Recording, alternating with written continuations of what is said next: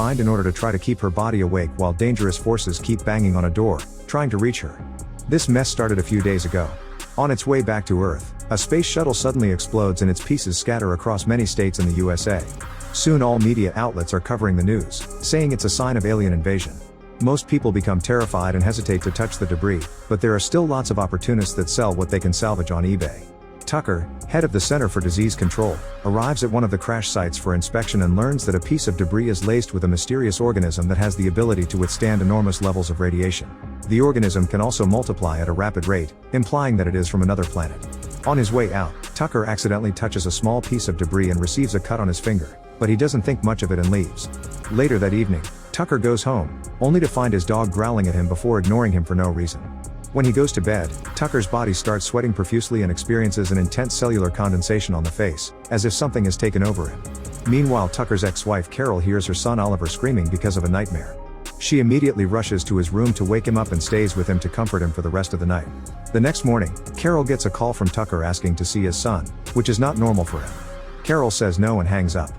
Afterward, Carol drops Oliver at school and goes to her office, where she works as a psychiatrist. On her way there, she runs into her best friend Ben, who offers to give her a ride. Ben is a doctor, and he shares with Carol the fact that the government is hiding something serious from them, as all the researchers on the crash site have resigned. Carol is in no mood for politics and complains about Tucker instead, commenting on how he has been acting very strange lately and how he suddenly wants to see their son after being away for 4 years. As soon as she makes it to her office, Carol sees her first patient Wendy, who shares that her husband has been acting very weird lately. A few days ago, he came to their home and the dog, who usually is a good boy, started growling at him for no reason, and her husband just killed the poor creature without showing any emotion. Carol immediately realizes that something is wrong, but for now, she just prescribes a new medicine for Wendy. In the evening, Carol and her neighbor take their children out for trick-or-treating. When they approach certain house, the family dog starts barking like crazy, and the owner swears it's a good pet the rest of the time. The group tries to leave, but suddenly the dog lunges toward one of the boys and tackles him to the ground. The boy doesn't seem bothered though. In fact, he squeezes the dog's mouth with his bare hands until the owner comes to take the dog away. It's revealed the boy is wounded, but he still keeps a poker face. Afterward, the group goes to Carol's home, and while the boys share the candy, the neighbor shares that her son has been acting very strange the last few days, almost as if he has lost his emotions. Suddenly, Oliver starts screaming from another room, and when Carol rushes to him, she finds a strange piece of flesh coming out of his hand that he got from the candy. The next morning, Carol sees a terrified woman running through the streets but ignores her. She takes the strange flesh to Ben, who shares it with his scientist friend Steven. He promises to take a look, but the testing will take a while. Meanwhile, a mysterious virus has started to spread through the country, causing lots of death every day, but nobody knows the cause. Soon an emergency meeting is held in the capital, and Tucker explains that the new virus is spreading at an unprecedented rate, so if they don't do anything about it, the country will go into recession. When some researchers ask about a possible solution, Tucker says that the only way to stop the spread is by conducting an inoculation program.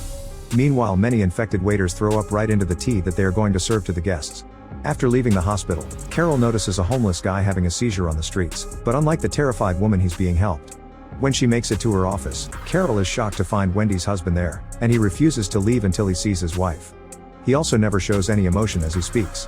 Carol calls Wendy to warn her and saves her from entering the building, so Wendy takes a taxi to stay with her sister instead. Later that night, Carol reluctantly decides to let Oliver spend time with Tucker since it's his right as the father.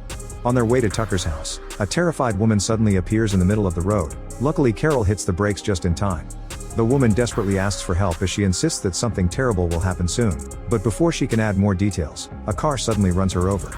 Carol notices the driver still keeps a poker face during such a horrible accident, and when the cops arrive at the scene, she immediately wants to testify against him. However, the head cop simply tells her to go home because they have this covered, which Carol finds weird.